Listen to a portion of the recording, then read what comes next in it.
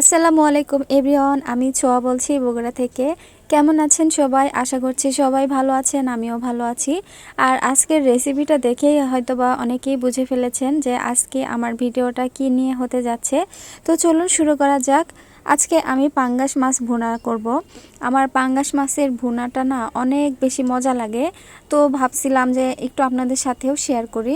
তো এখানে আমি বড় বড় 4 পিস মাছ নিয়ে নিয়েছি। তারপরে এখানে পরিমাণ মতো হলুদের গুঁড়া, মরিচের গুঁড়া আর লবণ দিয়ে মাছটাকে সুন্দর করে মাখিয়ে নিচ্ছিলাম। কারণ মাছটাকে আমি প্রথমে একটু ভাজি করে নেব, আর ভাজি করে নিলে এই মাছটা ভুনা করে খেতে বেশি মজা হয়। যদিও এই মাছটা অনেক নরম, সেজন্য আমি এটাকে প্রথমে ভাজি করে নিচ্ছি। তো এই তো আমি মাছটা প্রথমে 2 পিস দিছিলাম, কারণ বড় বড় মাছ ছিল আর এই মাছে খুব একটা বেশি তেল দেওয়া লাগে না। সেজন্য ভাবলাম যে অল্প একটু তেল দিয়ে 2 পিস করে ভেজে নিচ্ছি।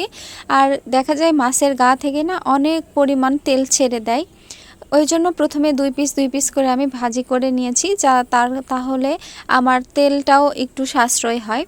তো এই যে আমার মাছটা সুন্দর করে ভাজি করে নেওয়া হয়ে গিয়েছে। এরপর আমি এখানে এই যে কিছু পেঁয়াজ, মরিচ, রসুন সব কিছু কুচি করে কেটে রেখেছি। পরিমাণ মতো আমি তেল দিয়ে তার ভিতরে পেঁয়াজ দিয়ে দিছি, আর এখানে নতুন পেঁয়াজ দিছি আর একদম পাতলা করে কেটে দিছি, যার কারণে এই মাছের ভুনাটা খেতে কিন্তু বেশি মজা হবে। আর যদি সব পেঁয়াজ যদি একটু মোটা করে কাটা হতো তাহলে কিন্তু ভুনাটা খেতে খুব একটা ভালো লাগতো না। এইদিকে আমার পেঁয়াজটা সুন্দর করে ভাজি করে নেওয়া হয়ে গেছে, মানে ব্রাউন কালার হয়ে আসছে।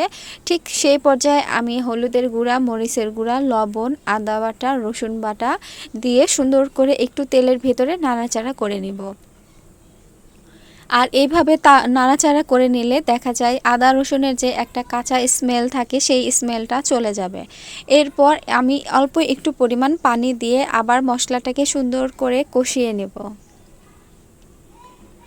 কষানো হয়ে যাচ্ছে সুন্দরভাবে, আর পেঁয়াজটাও একদম গলে যাচ্ছে, যেহেতু আমি পেঁয়াজটা অনেক পাতলা করে কেটে দিয়েছি।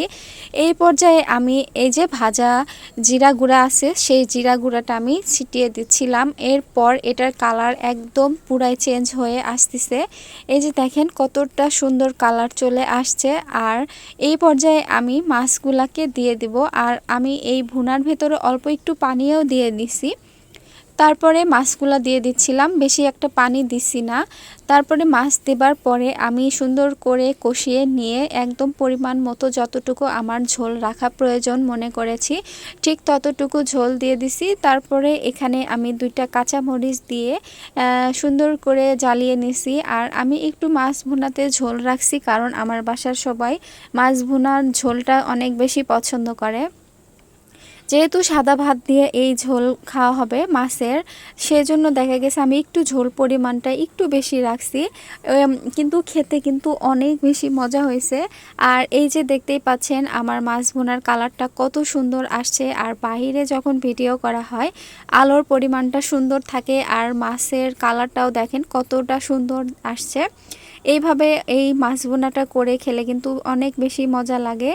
আর এই যে দেখতেই পাচ্ছেন আমার মাছ ভুনাটা কত সুন্দর আর কত লোভনীয় হয়েছে।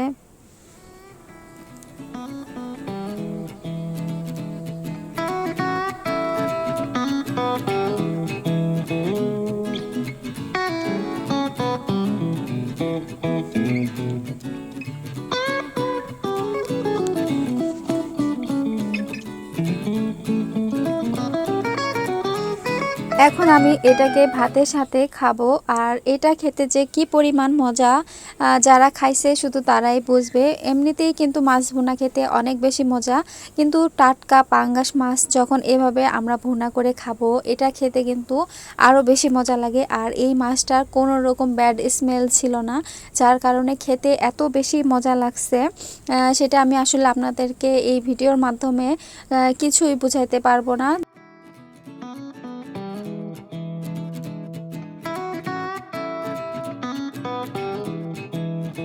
আজকে এই পর্যন্ত।